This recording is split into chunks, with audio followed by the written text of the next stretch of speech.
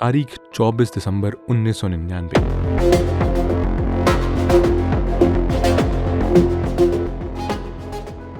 जगह नेपाल का काठमांडू एयरपोर्ट, जहां से इंडियन एयरलाइंस की फ्लाइट IC814 179 पैसेंजर्स और 11 क्रू मेंबर्स को लिए दिल्ली के लिए उड़ान भरने वाली थी।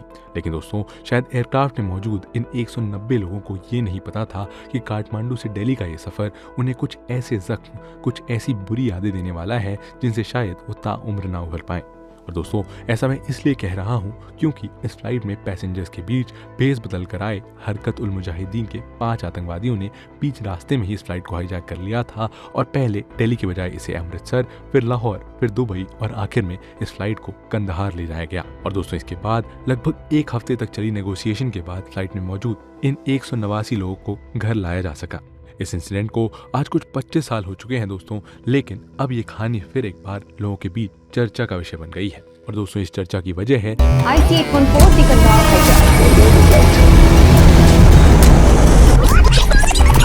नेटफ्लिक्स पर रिलीज हुई IC814 द कंधार हाईजैक नाम की ये वेब सीरीज, जिसने सोशल मीडिया पर बवाल मचा दिया है और लोग इसके डायरेक्टर अनुभव सिन्हा को देश विरोधी और हिंदू विरोधी बताते हुए आड़े हाथ ले रहे हैं। लोगों का इल्जाम है कि अनुभव सिन्हा ने इस इनफेमस हाईजैक को एक एजेंडा के तहत तोड़ मरोड़ कर पेश किया है और सच्ची घटनाओं पर आधारित होने के बावजूद इस कहानी के कई पात्र और घटनाएं झूठे हैं। अगर शॉर्ट में समझा जाए तो IC814 को बॉयकॉट करने वालों के 2 मेन कंसर्न्स हैं। कंसर्न नंबर 1 कि फिल्म में हाईजैकर्स को भोला और शंकर जैसे नामों से बुलाया गया है, बावजूद इसके कि आतंकवादी हिंदू धर्म से नहीं थे। कंसर्न नंबर 2 कि सीरीज में टेररिस्ट को काइंड एंड केयरिंग नेचर का दिखाया गया है, जहां हाईजैकर पैसेंजर के साथ अंताक्षरी खेलते नजर आ रहे हैं, वो उनके लिए वेज खाना अरेंज कर रहे हैं और उन्हें टाइम टू टाइम बाथरूम जाने दे रहे हैं। ऐसे में दोस्तों, लोगों का सवाल ये है कि क्रिएटिव फ्रीडम के नाम पर हाईजैकर्स का नाम हिंदू देवी देवताओं से इंस्पायर्ड और परपेट्रेटर्स को इस तरह ह्यूमन प्रोजेक्ट करना कहां तक लाजमी है। जबकि दूसरी तरफ अनुभव सिन्हा और उनकी टीम की माने तो इस वेब सीरीज में दिखाई गई सभी चीजें पब्लिक डोमेन में अवेलेबल इंफॉर्मेशन पर बेस्ड हैं और यहाँ पर किसी भी तथ्य के साथ कोई छेड़खानी नहीं की गई है। एग्जाम्पल के लिए मेकर्स का कहना है कि IC814 एयरक्राफ्ट को हाईजैक करने वाले जिन 5 आतंकवादियों को सीरीज में दिखाया गया है, उनके रियल नाम इब्राहिम अख्तर, शाहिद अख्तर सईद, सनी अहमद काजी, जहूर मिस्त्री और शकीर था। लेकिन क्योंकि इन लोगों ने हाईजैक के दौरान बर्गर, शंकर, भोला, डॉक्टर और चीफ जैसे कोड नेम का इस्तेमाल किया था, इसीलिए सीरीज में भी इन्हीं नामों का इस्तेमाल किया गया है। इस फैक्ट को बैक करने के लिए उन्होंने गवर्नमेंट ऑफ इंडिया के उन बयानों को कोट किया है जो 24 दिसंबर के बाद सामने आए थे, जैसे कि तत्कालीन विदेश मंत्री जसवंत सिंह का 6 जनवरी सन 2000 को दिया गया ये बयान, जिसमें उन्होंने कहा था कि हाईजैक किए हुए प्लेन में सवार यात्री हाईजैकर्स को इन्हीं कोड नेम से जानते थे। इसी तरह हाईजैकर्स को पैसेंजर के साथ अंताक्षरी खेलते हुए दिखाने वाली बात को क्लैरिफाई करते हुए सिन्हा एंड कंपनी ने कहा है कि ये इन्फॉर्मेशन भी पब्लिक डोमेन में अवेलेबल है और कई किताबों और रिसर्च पेपर से पिक की गई है, जैसे कि राइटर नीलेश मिश्रा की किताब 173 आवर्स इन कैप्टिविटी, जिसमें अंताक्षरी खेलने वाली बात साफ साफ मेंशन है। और ऐसे में उन्हें ये समझ नहीं आ रहा है कि लोग इस सीरीज का विरोध क्यों कर रहे हैं। बहरहाल, इन तमाम दलीलों और बयानों के बावजूद सोशल मीडिया पर यह बहस रुकने का नाम नहीं ले रही है दोस्तों, और अब देश की विभिन्न पॉलिटिकल पार्टीज के इस इशू के साथ जुड़ने से ये मामला और ज्यादा इंटेंसिफाई होता जा रहा है।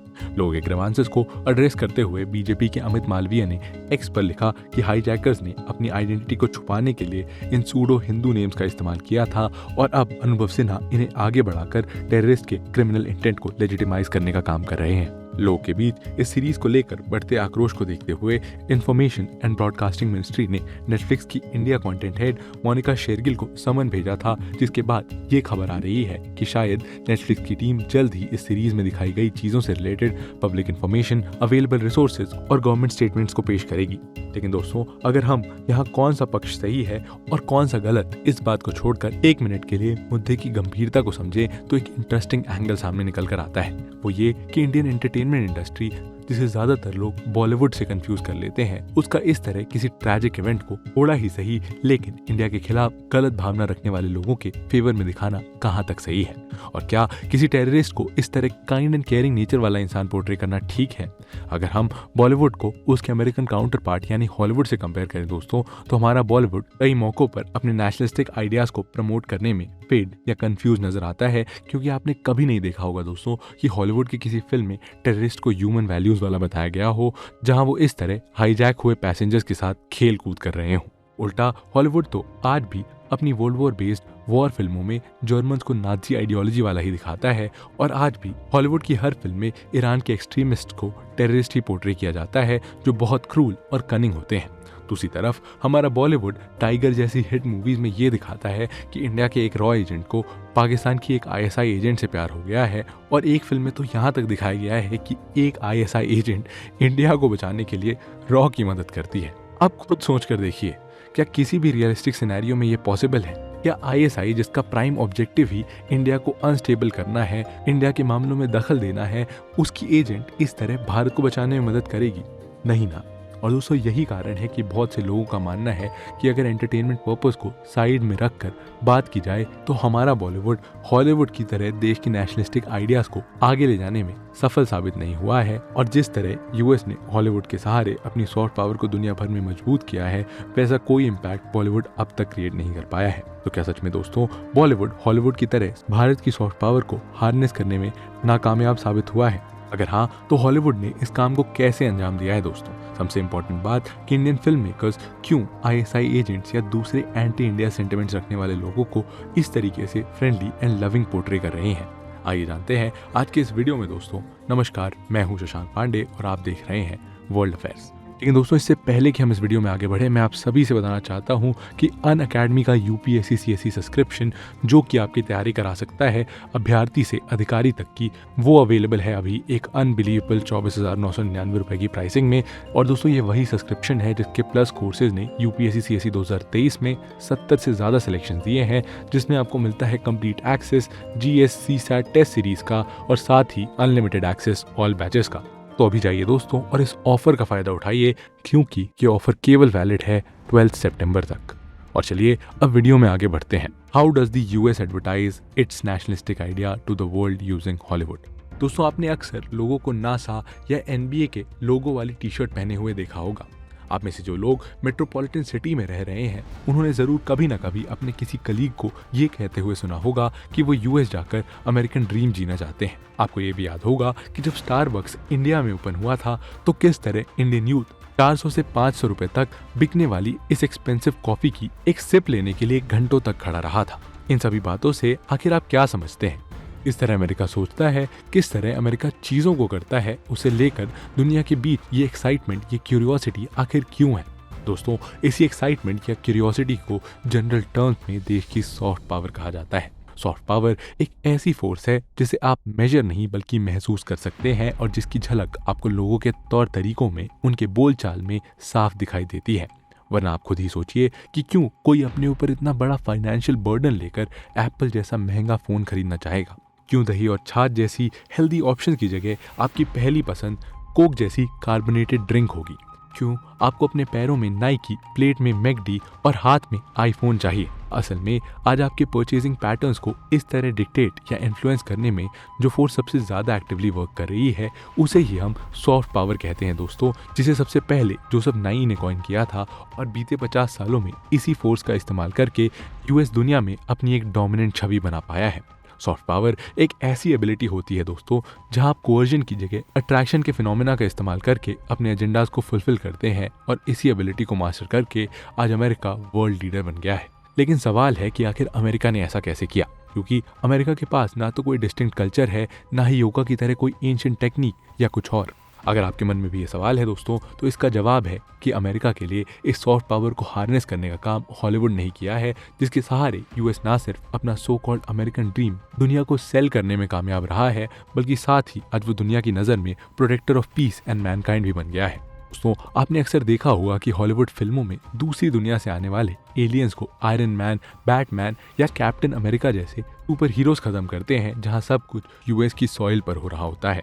दुनिया में कभी भी आफत आए, कुछ भी अनहोनी हो, तो अमेरिकन्स ही उसे ठीक करने का काम करते हैं और ह्यूमन रेस को बचाने के सभी बिग डिसीजंस व्हाइट हाउस में लिए जाते हैं, जिससे अमेरिका दुनिया को ये मैसेज देता है कि वो डेमोक्रेसी, जस्टिस और ह्यूमैनिटी जैसे प्रिंसिपल्स का सर्वे सर्वा है। न्यूयॉर्क के क्वीन से आने वाला स्पाइडरमैन पूरी जिंदगी अपने नेबरहुड को बचाने में बिता देता है, वहीं हमारा सबसे फेमस सुपर हीरो यानी क्रिश पार्ट 1 में सिंगापुर में जाकर इश्क लड़ाता है और पार्ट 2 में दुनिया को बचाने की बजाय एलियंस के साथ गाने गाता है। आयरन मैन थैनोस से दुनिया को बचाने के लिए शहीद हो जाता है और हमारा पहला फिल्मी सुपर हीरो जीवन रावण से सिर्फ अपनी फैमिली को ही बचाता है। अमेरिकन स्नाइपर जैसी मूवीज इराक की रियलिटी बताती है, ये बताती है कि वहाँ कैसे एक्सट्रीमिस्ट माइंडसेट फैल रहा है। वही हमारे बजरंगी भाईजान तारों के नीचे से निकलकर पाक आर्मी की परमिशन के साथ मुन्नी को उसके घर छोड़कर आते हैं। सोच कर देखिए, जो पाकिस्तानी आर्मी बैटल ग्राउंड के सिंगल प्रिंसिपल को ना अपहोल्ड करते हुए 22 साल के कैप्टन सौरभ कालिया को अमानवीय तरीकों से उत्पीड़ित करती हो, क्या वो किसी इंडियन को इस तरह पाकिस्तान में एंटर करना अलाउ करेगी? नहीं ना दोस्तों। लेकिन हमारे बॉलीवुड को तो यही दिखाना है। यहाँ हम ये नहीं कह रहे दोस्तों कि इस तरह की काइंडनेस या अफेक्शन को डिस्प्ले करना गलत है, या फिक्शनल स्टोरी में ऐसा नहीं किया जा सकता, या बॉलीवुड में हर मूवी इस तरह की चीज़ों को प्रेजेंट करती है। बॉलीवुड के बहुत सारे डायरेक्टर्स हार्डकोर रियलिटी को डिस्प्ले करने वाले सैकड़ों मास्टरपीसेस क्रिएट कर चुके हैं, जिन्हें दुनिया ने भी सराहा है। लेकिन यहाँ मुद्दा है कि आखिर क्यों बॉलीवुड को लंदन में रह रहे इंडियन का बेस्ट फ्रेंड किसी पाकिस्तानी को दिखाना होता है? क्या हम चीज़ों को वैसा नहीं दिखा सकते जैसी वो हैं? या हम ये भी नहीं कह रहे कि आप पाकिस्तानी या एंटी इंडिया सेंटिमेंट रखने वाले इंसानों को हेट करें, लेकिन हमें एक ब्लर्ड नैरेटिव को तो अपनी जनता के लिए सेट नहीं करना चाहिए ना। ध्यान रखने वाली बात यहाँ ये है दोस्तों कि यहाँ मुद्दा सही और गलत का नहीं, बल्कि अपने नेशनल इंटरेस्ट को प्रोटेक्ट करना है, अपने आने वाली जनरेशन को दोस्तों और दुश्मनों में फर्क समझाने का है। और सबसे इम्पोर्टेंट बात है कि हमें कहानियों में वो दिखाना है जो सच के सबसे करीब है, क्योंकि ऐसा करके ही हम अपने नेशनल इंटरेस्ट को प्रोटेक्ट कर पाएंगे दोस्तों। लास्ट वर्ल्ड वॉर को हुए आज करीब 84-85 साल हो चुके हैं, लेकिन आज भी अमेरिकन अपनी मूवीज में नाज़ी से ही लड़ते नजर आते हैं। यानी उनकी फिल्में भी उनके जियोपॉलिटिकल डायनामिक्स के साथ इंक्लाइन नजर आती हैं। वहीं दूसरी तरफ बॉलीवुड ये दिखाता है कि जिम इंडियन सोल्जर होते हुए भी इंडिया को तबाह करना चाहता है, और रूबई एक पाकिस्तानी एजेंट होने के बावजूद इंडिया को बचाना चाहती है। हॉलीवुड ईरान हॉस्टेज क्राइसिस के नैरेटिव को सेट करने के लिए आर्गो जैसी कहानियां सुनाता है, और हम कंधार जैसी ट्रैजिक स्टोरी में भी लार्जर ऑडियंस को अपीज करते नजर आते हैं। फाइटर जैसी मूवीज न साइंस फिक्शन वाले जॉनर का फील देती है और ना ही आर्म फोर्सेस के रियल हसल को ठीक तरीके से बता पाती हैं। उरी, एलओसी, कारगिल जैसी कुछ मूवीज को छोड़ दिया जाए दोस्तों, तो बॉलीवुड की ज्यादातर मूवीज जिनकी central theme Indian arm forces की कहानियां होती हैं, वो फिजिक्स के बेसिक प्रिंसिपल से भी कोसों दूर नजर आती हैं। सॉफ्ट पावर का मतलब होता है कि अंत में किसकी कहानी जीतती है, लेकिन जिस तरह IC-814 जैसी सीरीज में कहानियों को प्रेजेंट किया जा रहा है, वहाँ पाकिस्तान से आने वाली टेररिस्ट फोर्सेस ही जीतती नजर आती हैं। रियलिटी तो ये है कि बॉलीवुड अपनी डेकेड्स लॉन्ग जर्नी में भी अब तक अपनी इमेज सिर्फ एक एंटरटेनर की ही बना पाया है, जिसमें गलत कोई बात नहीं है दोस्तों। अपनी इसी एंटरटेनर इमेज की वजह से हमने दुनिया को SRK जैसा वेल नोन नेम दिया है। आज भी रशिया में लोग मिथुन दा के गानों पे झूमते नजर आते हैं, और बांग्लादेश के लगभग हर घर में गोविंदा की फिल्में देखी जाती हैं। लेकिन जहां बात सॉफ्ट पावर को हार्नेस करने की आती है, वहां बॉलीवुड बड़ा ही कंफ्यूज नजर आता है। आज भी हम अपनी कंट्री की ब्यूटी को दिखाने के बावजूद फॉरेन लोकेशंस पर जाकर शूट करना पसंद करते हैं, और आलम यह है कि बॉलीवुड मूवीज में आपने कुतुब मीनार से ज्यादा आईफिल टावर को देखा होगा। कश्मीर की बेमिसाल खूबसूरती से ज्यादा आपको स्विट्जरलैंड के दर्शन हुए होंगे। यानी कि इतने सालों बाद भी आज बॉलीवुड अपने कल्चर, अपनी आइडेंटिटी और अपनी यूनिकनेस को ठीक से डिस्प्ले नहीं कर पाया है। इसीलिए हम ये सवाल पूछ रहे हैं दोस्तों कि कब तक बॉलीवुड अपने ही नेशनल इंटरेस्ट को अफेक्ट करता रहेगा, और आखिर किस लिए वो करेगा? Why Bollywood is hindering our own national interest? दोस्तों, बॉलीवुड की इस अप्रोच का सीधा कनेक्शन इस इंडस्ट्री के नेचर से जुड़ा है। ठीक से देखा जाए तो बॉलीवुड एक प्राइवेट इंडस्ट्री है जो सिर्फ एक चीज के लिए काम करती है, पैसा, पैसा और बहुत सारा पैसा। और 100, 200 और 500 करोड़ के बॉक्स ऑफिस कलेक्शन की वही जद्दोजहद बॉलीवुड को इस तरह के ब्लर्ड नैरेटिव सेट करने के लिए मजबूर कर रही है। आज बॉलीवुड मूवीज का मार्केट कई देशों से डिक्टेट होता है, खास करके इंडियन सब कॉन्टिनेंट के ऑलमोस्ट सभी देशों में ज्यादातर इंडियन फिल्म्स फीचर करती हैं, और बॉलीवुड के ट्रैक्स पाकिस्तान, बांग्लादेश समेत अफगानिस्तान, ईरान, इराक, यहाँ तक कि पैलेस्टाइन तक में सुने जाते हैं। और जब से OTT का दौर आया है, तब से बॉलीवुड मूवीज और वेब सीरीज की रीच और ज्यादा बढ़ गई है। और अब एक सीधा सा एजेंडा है, मैक्सिमम प्रॉफिट तभी मिल सकता है जब फिल्म सिर्फ इंडिया ही नहीं बल्कि ओवरसीज मार्केट में भी अच्छा परफॉर्म करे। लेकिन आखिर लंदन में बैठा एक पाकिस्तानी क्यों 8 से 10 पाउंड्स खर्च करके किसी ऐसी फिल्म को देखने जाएगा जहां पाकिस्तान को इंडिया का दुश्मन बताया गया हो? क्यों वो किसी वेब सीरीज को देखने के लिए OTT प्लेटफॉर्म का सब्सक्रिप्शन ले जहां उसके देश के लोगों की रियलिटी पोर्ट्रे की गई हो? और दोस्तों यहीं से जन्म होता है हमारी मूवीज में उस चीज को ऐड करने का जिसे हम बॉलीवुड मसाला कहते हैं और जिसकी आड़ में फिल्म मेकर्स सही को गलत और गलत को सही दिखा देते हैं। पाकिस्तान, बांग्लादेश या चाइना जैसे देशों का ओवरसीज मार्केट आज बॉलीवुड में दिखाई जाने वाले ब्लड नैरेटिव का सबसे बड़ा रीजन है। चाइना में आमिर खान की दंगल ने जबरदस्त परफॉर्म करते हुए 200 मिलियन का रेवेन्यू कमाया था एंड सिमिलरली रणबीर कपूर की संजू और सलमान खान की बजरंगी भाईजान पाकिस्तान में और शाहरुख खान की जवान बांग्लादेश में मैसिव सक्सेस साबित हुई थी। ऐसे में स्टार्स और फिल्म मेकर्स नहीं चाहते कि वो अपनी किसी भी फिल्म में कोई ऐसी चीजें दिखाएं जिससे उनकी आने वाली फिल्म्स को इन ओवरसीज मार्केट्स में नुकसान हो। और दोस्तों यही कारण है कि हमारे फिल्म मेकर्स चाह कर भी रियलिटी बताने वाली चीजें अपने आर्ट में ऐड नहीं करना चाहते और यही कारण है कि इंडिया अपने सिनेमा को अब तक हॉलीवुड की तरह एक सॉफ्ट पावर हार्नेसिंग टूल नहीं बना पाया है। लेकिन दोस्तों क्या यहाँ सारी गलती बॉलीवुड, उसके स्टार्स या फिल्म मेकर्स की है? क्योंकि अगर क्लोजली ऑब्जर्व किया जाए तो हॉलीवुड के इस तरह अपने देश के जियोपॉलिटिकल डायनामिक्स के साथ इंक्लाइन होने का एक बड़ा रीजन है कि वहाँ की सरकारें अपनी एंटरटेनमेंट इंडस्ट्री को कई तरह के मॉनेटरी और नॉन मॉनेटरी बेनिफिट्स प्रोवाइड करती है ताकि उनका सिनेमा और सॉफ्ट पावर आपस में एक सिम्बायोटिक रिलेशन डेवलप कर सके। हॉलीवुड मूवी मेकर्स को अपने होम सॉइल पर शूट करने के लिए government incentives, tax shelters, grants, cash rebates देती है ताकि उनके यहाँ मूवीज ज्यादा से ज्यादा नेशन सेंट्रिक बने और यूएस का कल्चर दुनिया का ट्रेंड बन जाए।